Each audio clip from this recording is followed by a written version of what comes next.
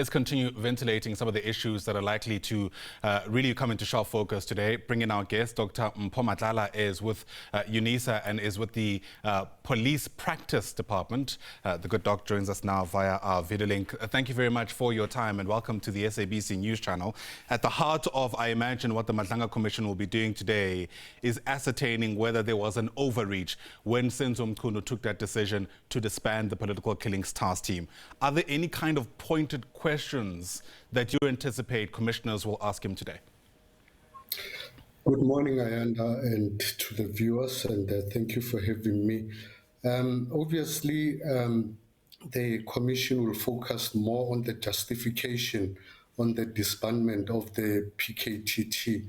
And I foresee the Minister continuing to emphasize that it was not a task team, it was not a permanent structure, and that he did this in order to enforce governance and not really disbanded the team to protect criminals, but rather for administrative and governance intentions or decisions. But also what is going to come out very sharply will be the minister's connection to Brian Mokgotsi. The minister is going to find it very difficult to actually prove that he is not connected to the criminal underworld, because the connection to Brian Mokgotsi, even if he denies connection to characters such as Canny Maphanga, will be like saying to the nation, no, I am connected to the green mambas, not really the black mambas. But the reality of the situation, Mokgotsi, Matlala, they are all mambas, whether one is green, one is black. And again, I think the minister will find it tough to answer questions on the briefing to President Cyril Ramaphosa, because once you start mentioning the president, the commission will want to dig far much deeper than the ad hoc committee to say what were the conversations about, what did the president say, or did the president consent thereto, and other questions will come in terms of the consultations around the disbandment of the PKTT. Of course, the minister will try and re-emphasize the 28 meetings, that level of disingenuity. Those 28 meetings had everything to do with anything and everything, but nothing specifically focused on the PKTT. And then the minister is going to have to face questions on the operational impact of the PKTT and the level of disruptions that have taken place as a result of the disbandment. Of course, the timing issue, why was the letter issued on New Year's Eve when the police are extremely busy with festive operations and the National Commissioner is on leave, will also come in very sharply. Yeah.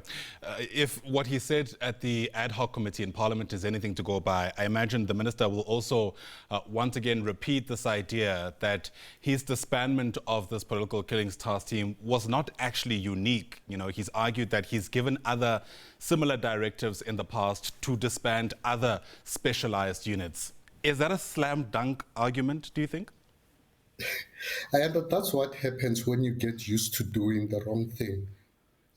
You do it until to a point where you justify it in your conscience to say, I've done this before.